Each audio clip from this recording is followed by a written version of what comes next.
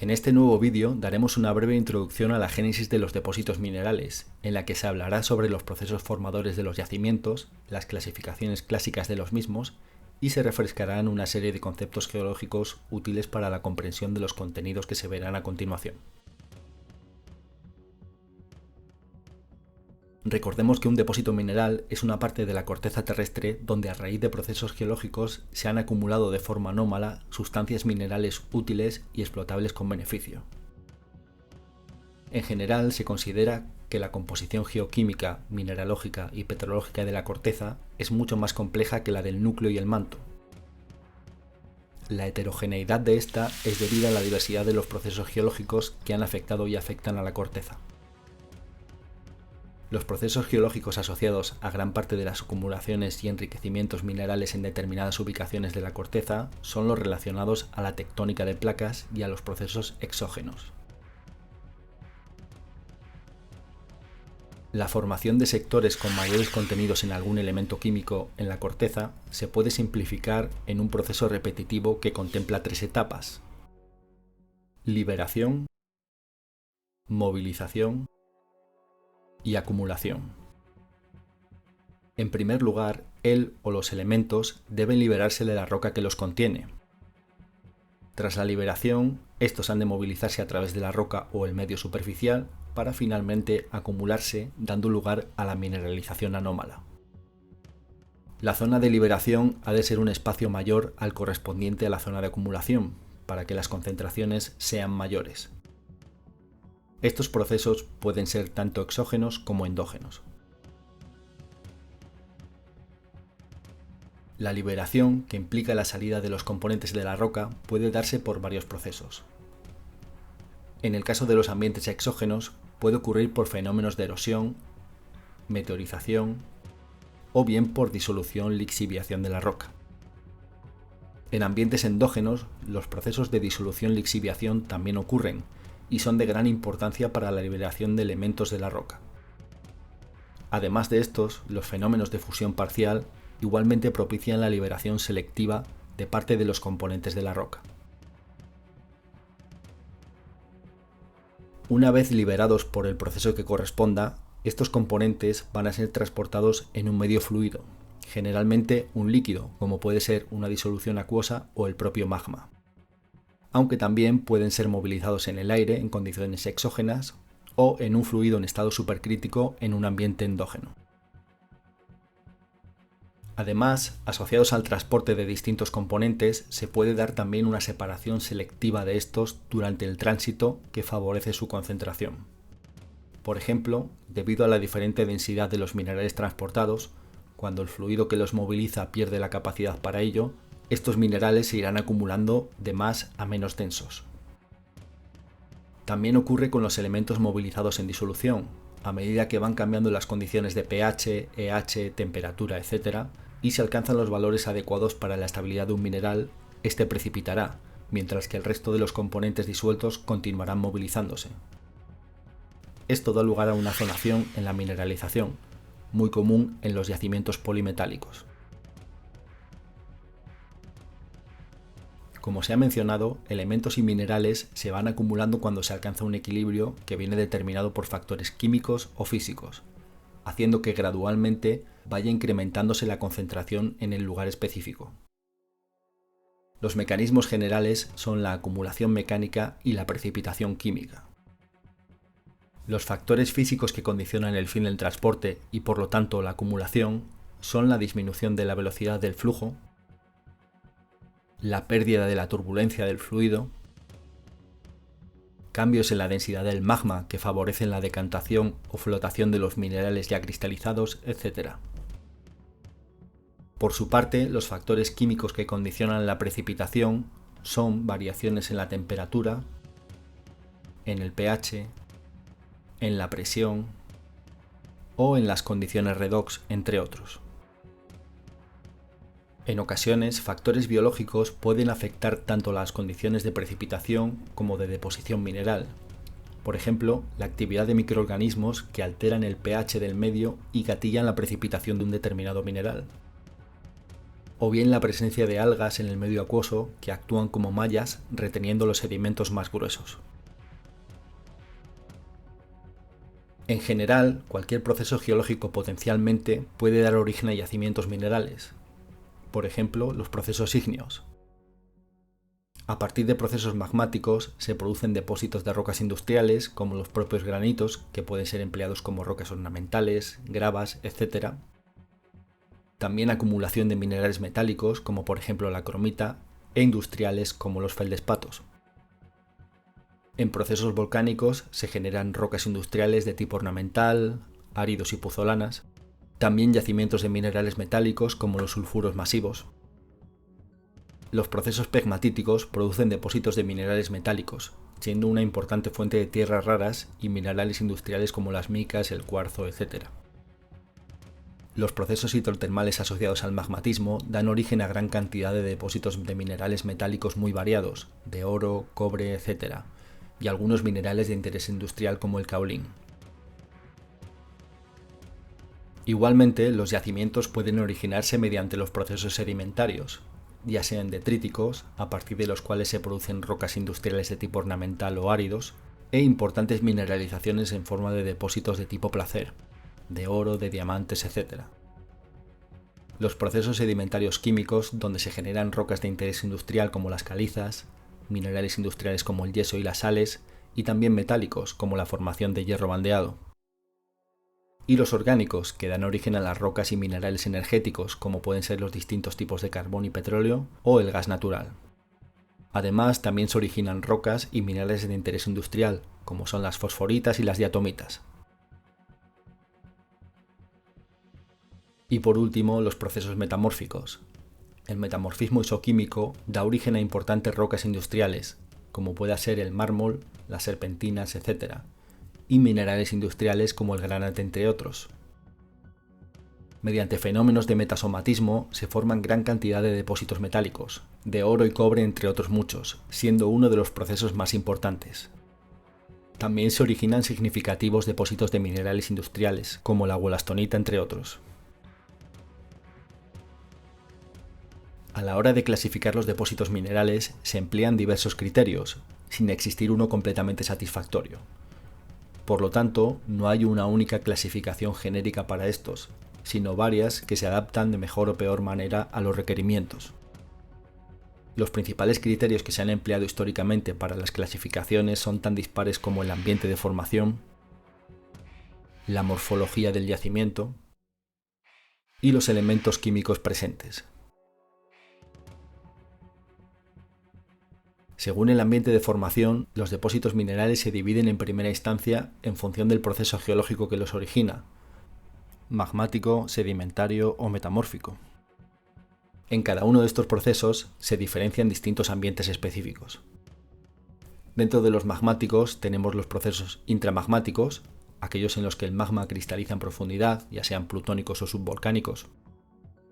Con frecuencia, los cuerpos magmáticos calientes generan hidrotermalismo, ya sea por salida de fluidos acuosos del magma o porque aguas de otro origen sean calentadas por el cuerpo intrusivo. En cualquier caso, estas aguas tienen una gran capacidad mineralizadora. Por último, los procesos vulcanosedimentarios, donde a partir de fluidos asociados al vulcanismo precipitan minerales junto con la sedimentación en fondos marinos. Los procesos sedimentarios se dividen en ambientes marinos y continentales, siendo los primeros principalmente de tipo químico y los segundos de tipo detrítico. Los procesos metamórficos aquí indicados se limitan a ambientes de metamorfismo de contacto y metasomatismo, siendo el yacimiento típico más característico el skarn. El metasomatismo es un proceso que está ligado al hidrotermalismo, por lo que es un evento muy común en la formación de mineralizaciones y alteración de la roca de caja. La clasificación de los depósitos según la forma de la mineralización es un sistema sencillo y cómodo a la hora de valorar los métodos de explotación.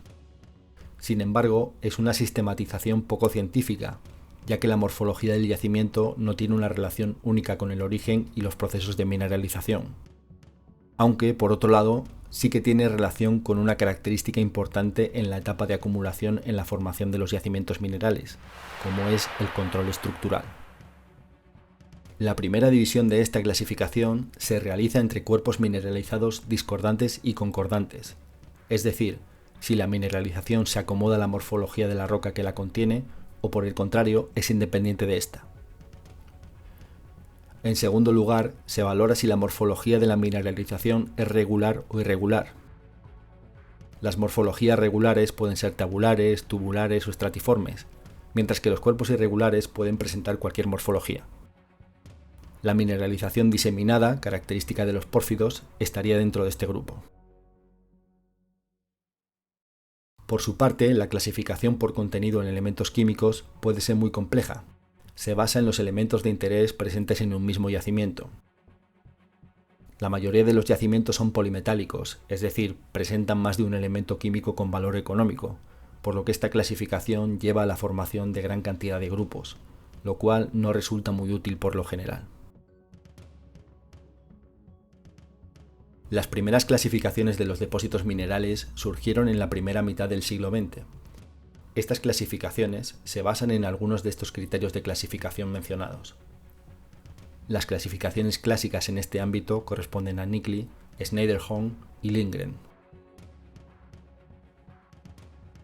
La clasificación de Niggli de 1929 está basada en los ambientes de formación de los yacimientos, pero solo clasifica aquellos depósitos de origen ígneo, ya sean intrusivos o extrusivos. En general se asocian a las distintas etapas de cristalización y exsolución de fluidos, como los eventos pegmatíticos e hidrotermales. La clasificación se completa en base a las asociaciones de minerales o de elementos de interés presentes en el yacimiento. Schneiderholm presentó su clasificación en 1949, la cual amplía la de Niggli.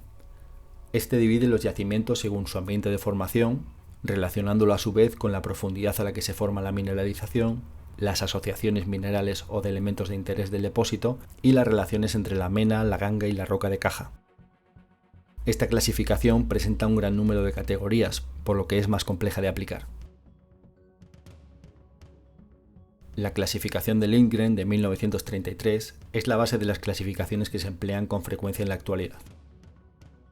Esta clasificación también se basa en los procesos genéticos del yacimiento, sin embargo, a diferencia de las anteriores, es independiente de las asociaciones minerales y de elementos, con lo cual simplifica las categorías. Para esta clasificación se consideran como parámetros importantes la presión y la temperatura durante la formación de la mineralización, por lo cual tiene a su vez relación con la profundidad de formación y la presencia o no de cuerpos ígneos calientes relacionados con su génesis. Para finalizar, veremos unos conceptos básicos que serán de utilidad para avanzar en la materia de los próximos vídeos. El término asociación mineralógica hace referencia a un grupo de minerales que se presentan juntos en la roca. Esta asociación es independiente de la génesis de cada mineral, simplemente indica que aparecen en conjunto. Hay que distinguir el matiz que diferencia este término del de paragénesis. La paragénesis es una asociación mineral, pero en este caso todos los minerales que la componen tienen un origen común, es decir, se han formado durante el mismo proceso genético, por lo que reflejan unas condiciones de equilibrio. Gran cantidad de fenómenos mineralizadores se dan por procesos hidrotermales. Una solución hidrotermal corresponde a un fluido acuoso caliente. Generalmente este fluido está en estado líquido, aunque en ocasiones se encuentra en estado vapor o en estado supercrítico. La génesis de las soluciones hidrotermales es variada, puede ser de origen ígneo, metamórfico, oceano, connato o meteórico. Más adelante veremos los distintos procesos. Estas soluciones calientes pueden generar alteraciones hidrotermales en la roca por la que circulan, causando un cambio en la mineralogía de esta. Estos procesos son debidos a reacciones químicas de intercambio entre el fluido y la roca. Son por tanto procesos metasomáticos y son muy importantes, aunque en sí no presenten minerales de mena, ya que pueden ser indicativos de la presencia de estos y por lo tanto muy útiles en la prospección de yacimientos. El proceso general que genera la concentración de los minerales de mena se denomina mineralización. Cuando la mineralización y el cuerpo rocoso que la contienen se forman al mismo tiempo, se dice que la mineralización es singenética. Cuando la roca de caja ya existe y posteriormente ocurre la mineralización de esta, el proceso se denomina epigenético. Además, la mineralización puede definirse como hipógena o primaria cuando dicha mineralización es la original, ya sea sin genética o epigenética, y se preservan las características de su génesis. Por contra, cuando la mineralización primaria se ve alterado por procesos posteriores, aparece una nueva mineralización que ha podido ser removilizada y reconcentrada, cambiando incluso la tipología del mineral. En este caso, la mineralización se denomina supérgena o secundaria. Como se ha mencionado al principio, uno de los principales causantes de la heterogeneidad de la corteza es la existencia de una tectónica de placas en la Tierra. Esto hace que la mayoría de los depósitos minerales se puedan relacionar con esta. El ciclo de Wilson es un modelo que divide las distintas etapas del proceso de apertura y cierre de cuencas oceánicas en relación con la tectónica de placas, iniciando por la fracturación y separación de la litosfera continental y finalizando con la colisión de continentes. La teoría de este ciclo postula que, en el transcurso de unos 500 millones de años aproximadamente, las masas continentales que se encuentran amalgamadas entre sí, como fue el caso del supercontinente Pangea, comienzan a fracturarse con la formación de rifts y a separarse, dando lugar a la expansión de nuevos océanos. Avanzada esta fase de expansión oceánica, comenzarían a predominar los procesos de subducción, con un nuevo acercamiento de las masas continentales, hasta que finalmente, por procesos de colisión continental, se forme un nuevo supercontinente. En relación a las placas tectónicas, existen una serie de zonas de interés afines a la formación de depósitos específicos. En el origen de un rift continental, previo a la fragmentación y a la división de nuevas placas, el empuje del magma ascendente hace que la corteza se abombe y posteriormente se fracture, generando un punto triple incipiente a partir del cual se desarrollará el rift. Se forman a partir de este punto triple varios brazos que van evolucionando con el tiempo y uniéndose a otros bordes de placa, generando nuevos puntos triples. En ocasiones, alguno de estos brazos puede no seguir desarrollándose y quedar abandonados. Incluso pueden ser asimilados en zonas de subducción. Cuando esto ocurre se les denomina aulacógenos o brazos abandonados.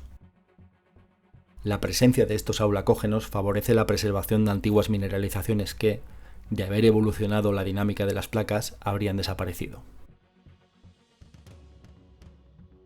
A pesar de los continuos procesos asociados a la tectónica de placas, existen zonas en la corteza continental que han permanecido estables durante enormes cantidades de tiempo, sin verse afectadas por la actividad orogénica. A estos sectores de la corteza se les denomina cratones y presentan grandes espesores corticales. Debido a su estabilidad, en estas regiones pueden conservarse yacimientos de edades muy antiguas, asociados incluso a procesos que ya no ocurren en la actualidad, como la formación de comatiitas. O también otras mineralizaciones como los diamantes en las kimberlitas, que tienen lugar en eventos geológicos muy poco frecuentes. Sobre el basamento o zócalo cratónico, en ocasiones se depositan secuencias sedimentarias que conforman las plataformas cratónicas e igualmente se han conservado estables durante cientos de millones de años, preservándose algunos yacimientos formados en estas, como la gran cuenca aurífera del Rand. La mayoría de los procesos magmáticos están asociados de una forma u otra a la tectónica de placas. Por lo tanto, las características del magmatismo, como pueda ser su composición y ocurrencia, van a estar asociados a la localización geotectónica en la que tienen lugar. Se distinguen así tres tipos de magmas. El magma toleítico es un magma pobre en elementos alcalinos. Este tiene su origen en las dorsales oceánicas y a escasa profundidad, y por fusión parcial de las peridotitas mantélicas. Debido a que este magma llega a zonas superficiales rápidamente a causa de las condiciones distensivas, prácticamente no sufre diferenciación en su ascenso. Por ejemplo, las cromitas podiformes estarían asociadas a este tipo de magmatismo. Por su parte, el magma alcalino es un magma rico en elementos alcalinos, especialmente sodio y potasio. También se forma a partir de la fusión parcial de peridotitas, pero en este caso en zonas más profundas y asociado tanto a ambientes de rift continental como a los puntos calientes. El ascenso del magma suele ser lento, favoreciendo los procesos de diferenciación. Algunos yacimientos de interés asociados son los complejos alcalinos circulares. Por último, el magma calcoalcalino, el cual presenta abundante calcio en mayor cantidad que elementos alcalinos. Este se forma a gran profundidad en zonas de subducción por fusión parcial, tanto del manto como del material que subduce. Este magma con frecuencia no llega a ascender hasta la superficie debido a su origen profundo y a las condiciones compresivas que predominan en general. En su ascenso tiene bastante tiempo para diferenciarse. Depósitos como los pórfidos se generan a partir de este magmatismo. Fruto de los procesos de diferenciación de los distintos magmas se pueden formar magmas félsicos que a su vez den lugar a la cristalización de granitoides. Las distintas tipologías dependen del origen del magma y se clasifican en los siguientes tipos. En los granitos tipo S, el magma original del que derivan se forma a partir de la fusión parcial de metasedimentos y materiales de la corteza continental superior, y tienen su origen principalmente en bordes de placa convergentes. Los granitos tipo I proceden de la fusión parcial de materiales de la corteza inferior y o del manto superior y se forman en zonas de subducción. Los granitos tipo A son generados a partir de magmas alcalinos, formados por fusión parcial del manto y o de la corteza continental anhidra. Estos se forman en zonas de rift intracontinental y en puntos calientes en relación a plumas mantélicas. Los granitos tipo M se originan a partir de magmas formados en zonas de subducción por fusión parcial de materiales del manto. Puesto que los distintos magmas se originan en distintas condiciones tectónicas y profundidades y a partir de la fusión de diferentes materiales, la química de los mismos, así como otras características como su viscosidad, contenido en agua, etc., van a condicionar su profundidad de emplazamiento, la temperatura de cristalización, así como los procesos hidrotermales asociados, entre otras propiedades. Es por tanto de esperar que las mineralizaciones y tipos de depósitos que aparecen asociados a los distintos contextos dentro de los bordes de placas tectónicas sean diferentes, debido a las distintas procedencias de los componentes liberados y a los diferentes procesos a partir de los cuales se movilizan y finalmente se acumulan. Veremos más contenidos acerca de la génesis de los depósitos minerales en el siguiente vídeo.